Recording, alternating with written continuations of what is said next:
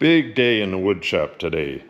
We're going to get the electrical hooked up and get this hooked up to the dust collector, and we should have this running by the end of the day.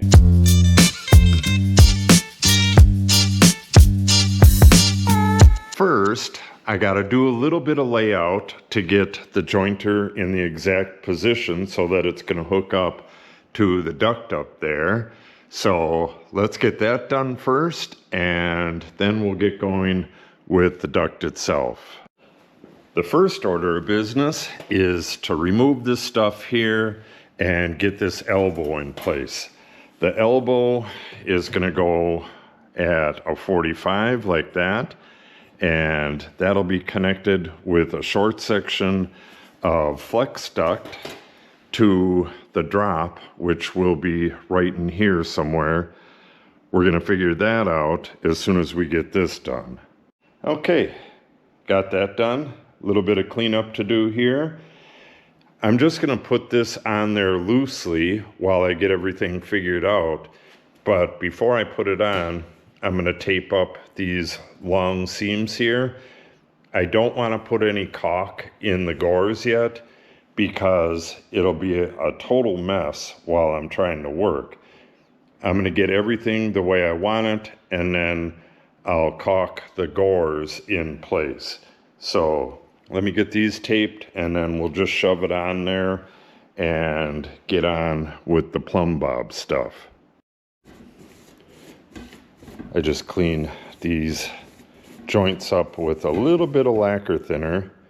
You can see that there's a bit of oil on these from when they were made in the factory, and I want to get that off before I tape it.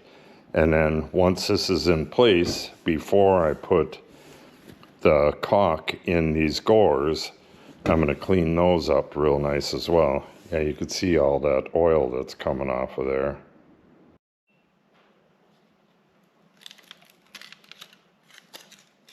I pre-cut a bunch of these last time I was doing this.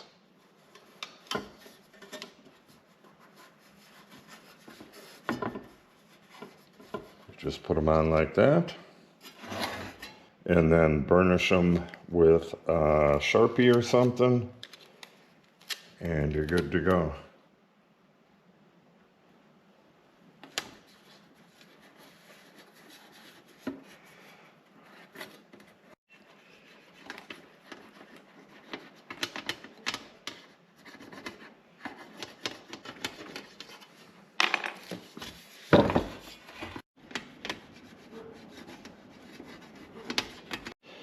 Okay, we'll put this loosely in place. It's going to be a 90-degree elbow that aims upward. I want it to just miss the table here.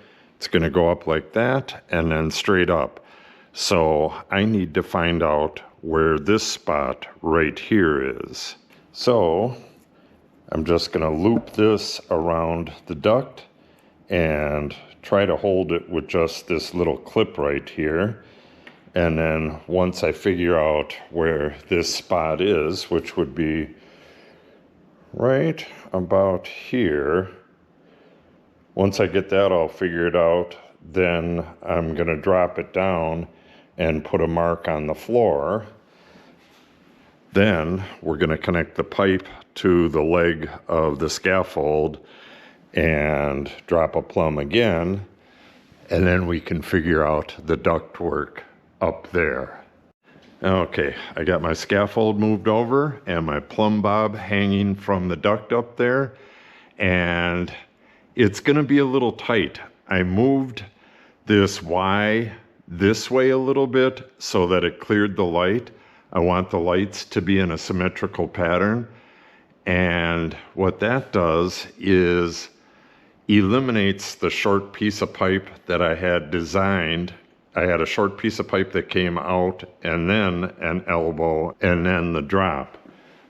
What I'll have to do is just put the elbow right at the end of the pipe. So if I'm doing that, I don't have anything to figure out up there. All I got to do is strap this piece of pipe to one of these legs, get it in position, slide it in there, get everything nice and plumb and stuff, and then fix it in place. And then I can take the plumb bob and hang it from there. I could probably just see it by eye because it's going to come down to about here. And then we can position the jointer from there. Okay, let's get that set up. We'll get some of the stuff off of here and get that pipe. We got some little bungees and we're going to bungee that. These things here. We'll bungee the pipe to the post. Yeah, see, this is what it was originally going to look like. A 7-inch piece in there to bring this out to where it needed to be. Now, well, actually, that's going to move the blast gate up, but that shouldn't really make any difference. I mean, anywhere the blast gate is right in this level is going to be just fine. I don't want it down low where I got to bend down every time that I want to close it. Okay, we'll get this cleaned up and moved in place, and I'll show you what we got at that point. All right, I have this drop as far as I can get it before bringing it up there. I got the seam taped, and I got all the seams on the elbow taped. I have the silicone tape on the joint there. Last thing I got to do on this is at the very back side, I want to put one of these on there. That's going to get riveted on right like that. And onto that, we're going to have a turnbuckle. And then on the other end of the turnbuckle, it's going to go up and over the ductwork, which will support the weight of the drop. So let me get this on real quick and we'll attach this to the leg and see what it looks like. So I got up there and pulled the drop up there and started to test fit it, and it slid right into place. So I just wiggled it and pushed it as far in as it'll go, and I just got it riveted right away. So we are dead plumb that way. We're probably a little off this way, and these drops are never going to be perfect. So it's about where it needs to be. What I got to do now, well, let me show you this. I got 5 rivets all the way around this, so that should hold it mechanically pretty darn well. I'm gonna put silicone tape on this joint right here. Then I'll caulk the gores on the elbow, get it dead plumb, and then we'll just leave it alone until tomorrow and then finish this up tomorrow. At the same time, well, not at the same time, I'll rivet that into place as well. I'll just use a piece of duct or something to see if that's pretty much in the exact position, but it looks like it from here. It just needs to go out and around the table, and we'll position it so it goes right up to here.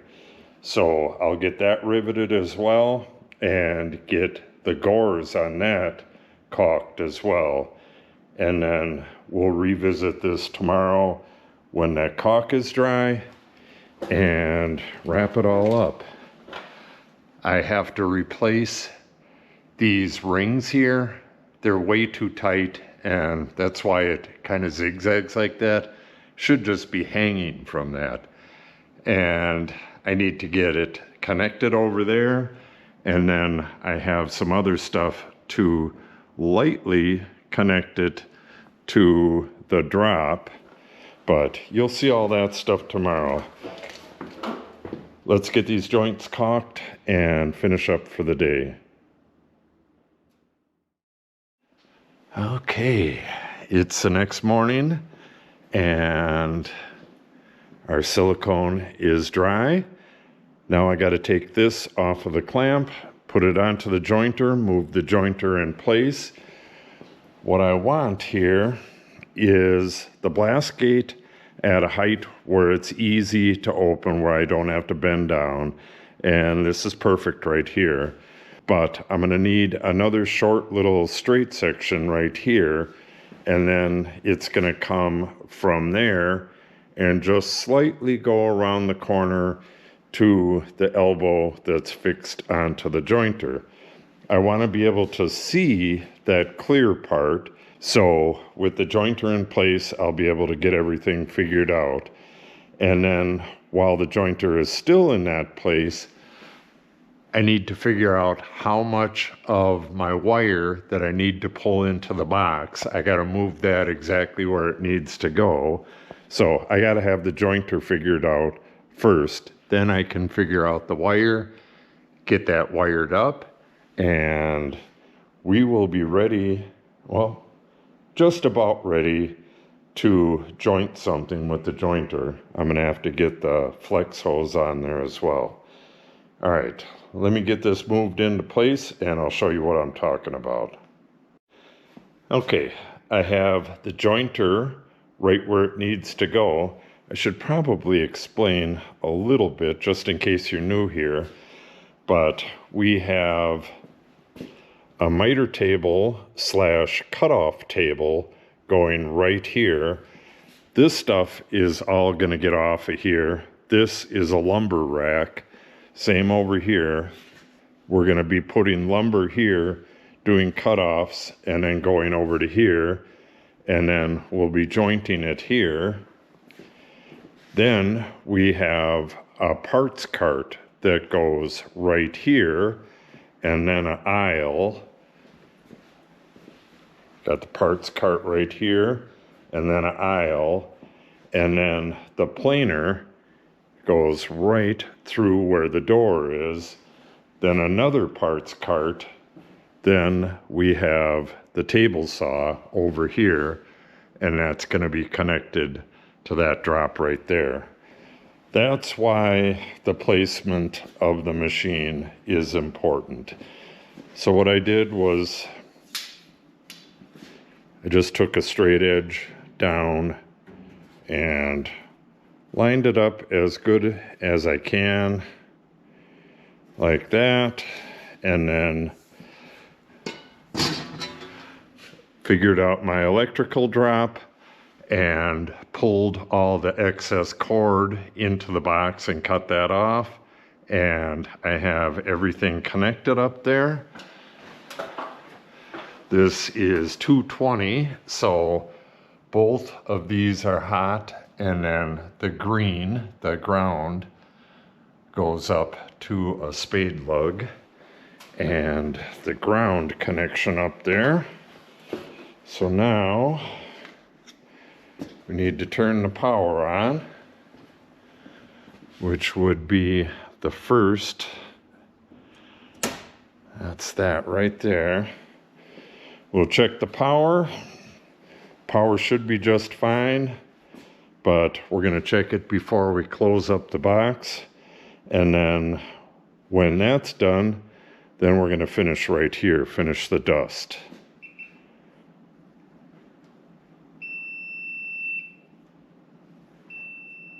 Okay.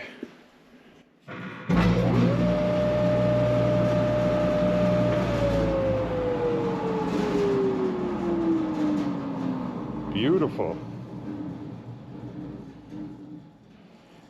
It's a bit loud. Sheelix cutter head. I still need to do the adjustments and stuff on this, but okay, we have the planer in its final position and we have power to it. Now I'm going to get this extra piece and the blast gate hooked up, and then it's just a little piece of flex hose and we're done. First I got to cover that up though. Okay, we are all done. Got that box covered up. This is all plugged in. Got the blast gate in place. Got the flex hose in place. Got the elbow on and sealed up. Now, like I said before, the fence is not adjusted yet, but what I'm going to do is just fire this up, fire up the dust collector, and run a board through just to see how things look coming up through the flex hose.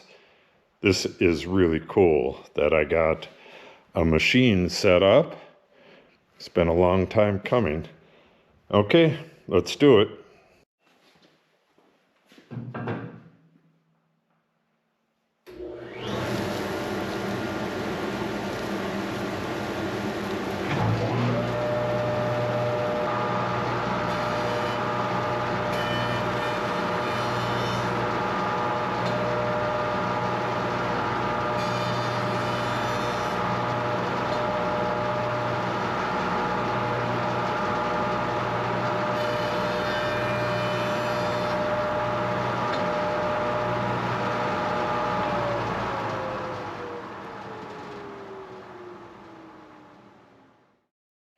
Okay, I'm not exactly sure how much you could see, if anything, going through this flex hose because the outfeed table is not set to the cutter head yet, so it wasn't taking very much off.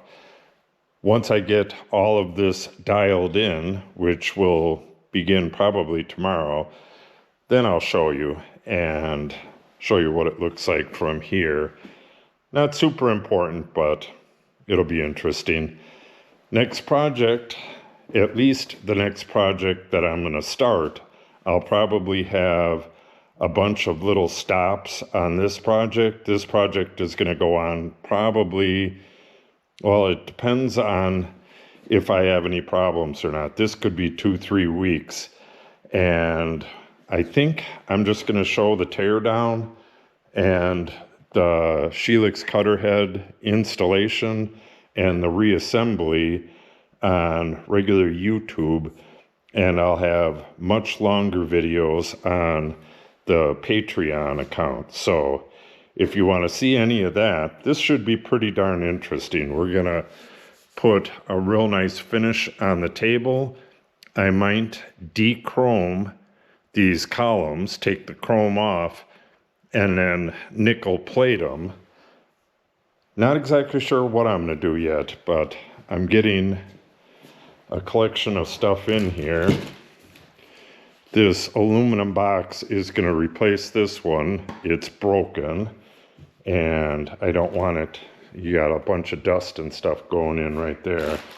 And we're going to put a paddle stop switch on there.